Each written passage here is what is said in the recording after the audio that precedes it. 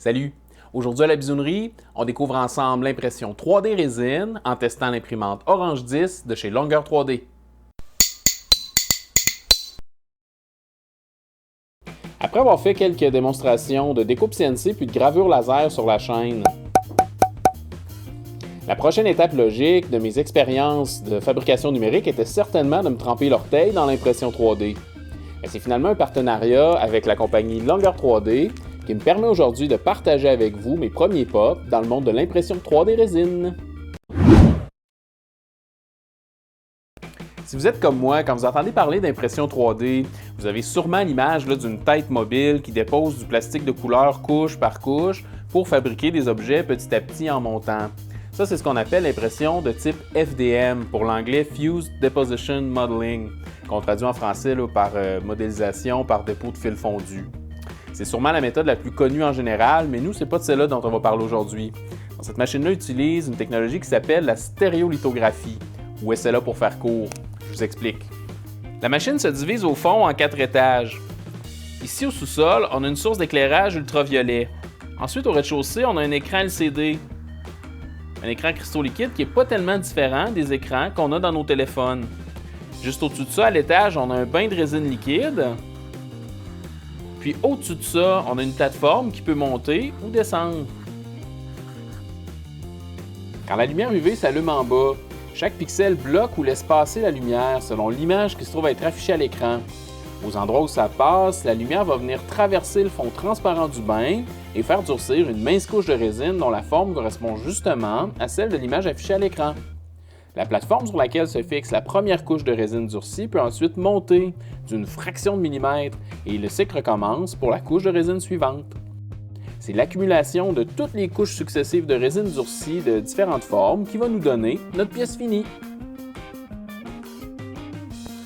Bon, maintenant on a assez parlé de théorie. On va aller voir ce que ça donne dans la vraie vie.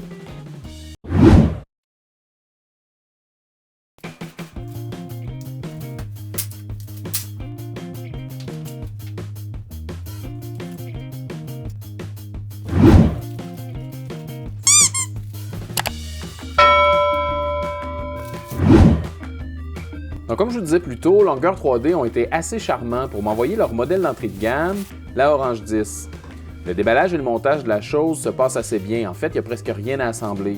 Par contre, je suis obligé d'admettre que le peu qu'il y a d'assemblage est un petit peu mal foutu. En effet, la cloche qui protège la résine de la lumière ambiante pendant l'impression est livrée en 5 panneaux qu'il faut faire tenir ensemble avec des élastiques. C'est franchement pas fameux comme concept. Plusieurs suggèrent que c'est peut-être une question de faciliter l'emballage et la manutention de l'unité, mais moi je soupçonne que c'est une manière de réduire les coûts de production.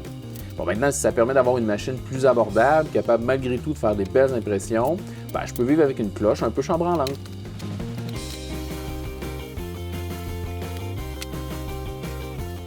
Donc, somme toute, la construction de la machine semble assez solide. À l'arrière, on retrouve l'interrupteur marche-arrêt, puis le branchement vers l'alimentation électrique. Sur le côté, on a la fente qui accueille la carte micro-SD sur laquelle on doit placer les fichiers des modèles à imprimer. Puis à l'avant, on a un petit écran tactile qui nous permet de naviguer à travers les différentes fonctions de la machine. Bien qu'il soit de petite taille, la navigation est facile puis les menus sont plutôt intuitifs. Bon point à noter, cet écran-là est de type résistif et non capacitif comme nos écrans de téléphone. Ça va faire en sorte qu'on va pouvoir naviguer au travers des menus, même avec des gants.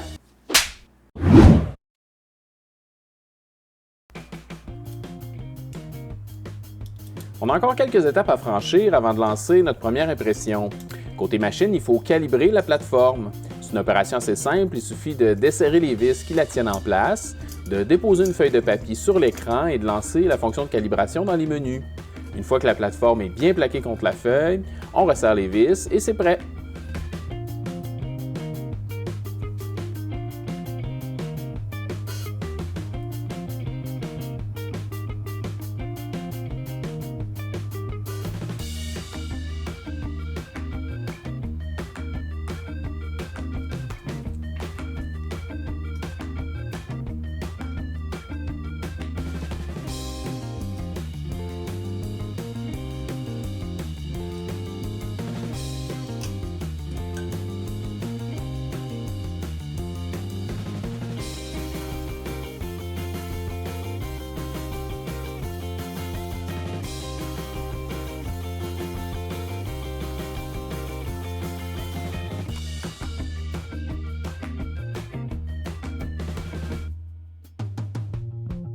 Maintenant, côté logiciel, il faut préparer notre fichier imprimé.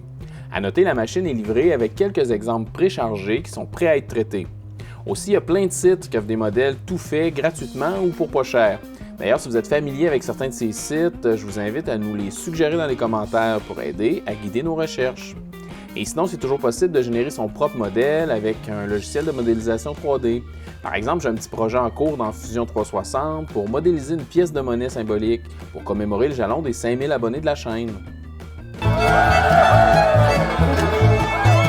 Je suis plutôt débutant dans Fusion 360, mais si jamais vous vouliez voir ça plus en détail, laissez-moi savoir.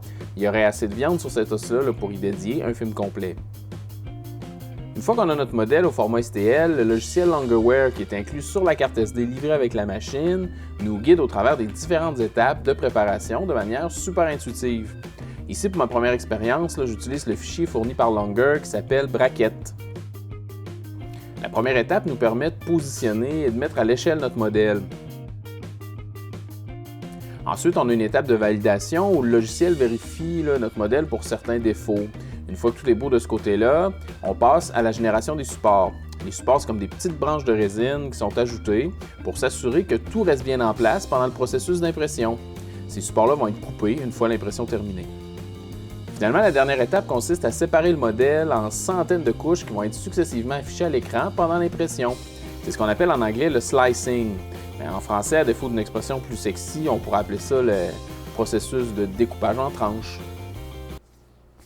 Tranchage, peut-être? Une fois que c'est prêt, j'enregistre tout ça sur la petite carte SD et hop, dans la machine.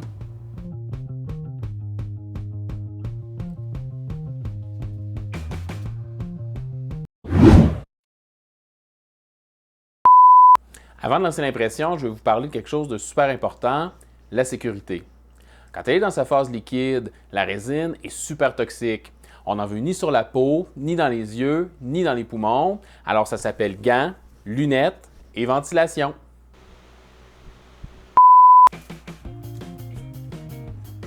Ouais, bien on a fait du chemin pour finalement arriver à imprimer notre pièce. Il nous reste à remplir le bain de résine, à trouver notre modèle sur la carte et c'est parti! Une fois l'impression lancée, je vous conseille de ne pas retenir votre souffle parce que c'est un processus plutôt lent, en fait très lent. On s'en sort pas, ça vient avec le procédé pour ces machines-là.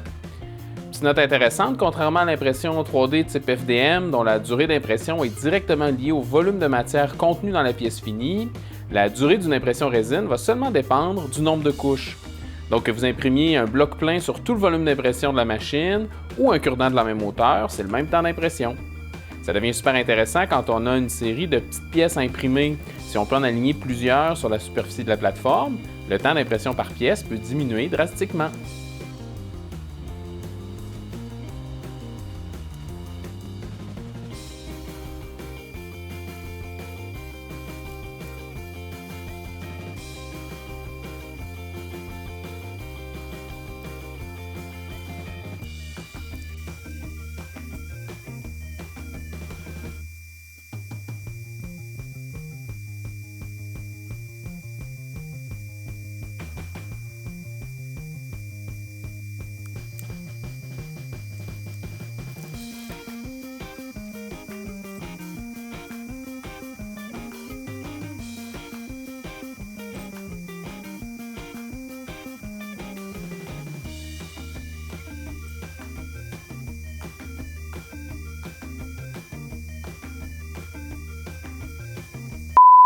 Pendant que l'impression se termine, on voudrait prendre une petite seconde de votre temps pour vous rappeler que si vous appréciez le film que vous êtes en train de regarder et que vous pensez pouvoir être inspiré ou diverti par ce genre de bricolage-là et bien d'autres encore, songez à vous abonner à la chaîne et à activer la petite cloche. En plus de donner un bon coup de main à la croissance de la chaîne, vous n'allez rien manquer de ce qui se passe à l'atelier. L'objectif cette année, c'est de vous offrir un nouveau projet, un samedi sur 2. Parlant d'objectifs, Poulet Martin ne me croit pas qu'on est capable de se rendre à 10 000 abonnés cette année. Aidez-moi à lui donner tort. Coupé! Elle est bonne, on la garde!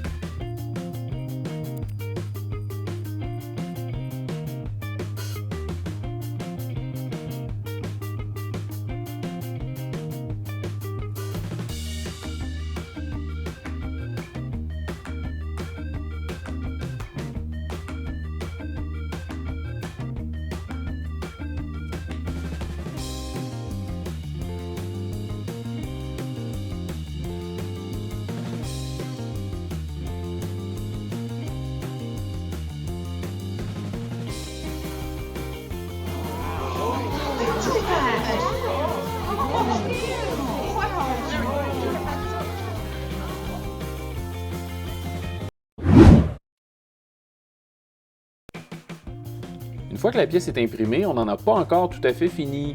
En effet, il va falloir rincer la pièce dans l'alcool isopropylique 99% pour la débarrasser de toute la résine non durcie qui reste dans les petits recoins.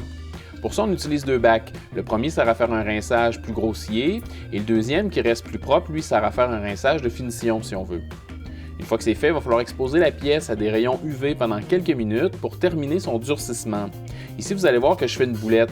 En effet, avant de faire durcir la pièce, il faut s'assurer de bien la sécher. Sinon, il y a des particules de résine non durcies dans l'alcool qui vont réagir avec la lumière UV et se déposer sur la pièce pendant le durcissement. C'est ça qui explique les dépôts blancs là, que vous allez voir sur ma pièce à partir de maintenant. En fait, c'est assez simple. J'ai recouvert l'intérieur d'un contenant métallique d'une bande de DEL UV à la bonne longueur d'onde et avec ça, je vais recouvrir la pièce que j'ai déposée sur une petite plaque tournante dont la rotation est activée par les mêmes rayons UV qui vont finir de faire durcir la pièce. La rotation là, nous donne une chance d'avoir une couverture lumineuse la plus uniforme possible sur toutes les surfaces de notre pièce. Je laisse ça durcir 5 minutes environ. Bon, bien, je viens de terminer la première impression 3D de ma vie. Pour ce qui est du résultat, je suis obligé de vous dire que la Orange 10 de longueur 3D m'a donné quelque chose de franchement impeccable. Les contours de la pièce sont super bien définis, les détails sont super fins, je suis vraiment impressionné de ce que ça donne. Maintenant, si on s'amuse à souligner les pour et les contre de la machine, je commencerai par le plus important, la qualité d'impression. Au-delà de tout le reste, c'est vraiment l'allure des pièces finies qui compte, puis ici, je suis obligé de vous dire que la Orange 10 ne déçoit vraiment pas. Autre bon point, c'est une machine qui est super abordable. Au moment là, de tourner ce film-là, on pouvait s'en acheter une sur Amazon pour autour de 200 $ canadiens seulement. Maintenant, quelques petites choses à garder en tête au moment de prendre votre décision. D'abord, le volume d'impression d'une machine comme celle-là est plutôt limité. C'est parfait pour des figurines, des bijoux, des pions de jeux de société, mais si vous planifiez d'imprimer des composantes plus imposantes, il va falloir vous tourner vers une autre solution. Autre chose, le temps d'impression. C'est pas spécifique à cette machine-là, même s'il y en existe qui sont un petit peu plus rapides, là, mais l'impression 3D en général, c'est vraiment pas une course. Dernière chose, l'impression 3D résine là, demande pas mal d'équipements secondaires. Les bacs de rinçage, la lumière UV pour le durcissement, les gants, l'alcool, ça fait pas mal de trucs à gérer en périphérie de la machine elle-même. Mais somme toute, avec la qualité d'impression que j'ai réussi à obtenir d'une machine d'entrée de gamme comme celle-là, je suis vraiment enchanté par le concept de l'impression 3D résine. Si vous-même vous avez déjà une ou deux idées de pièces que vous pourriez imprimer puis vous hésitez à vous lancer, bien, je vous dis, allez-y. Et puis si vous le faites, tenez-moi au courant de vos projets. Merci d'avoir pris le temps de regarder. À bientôt!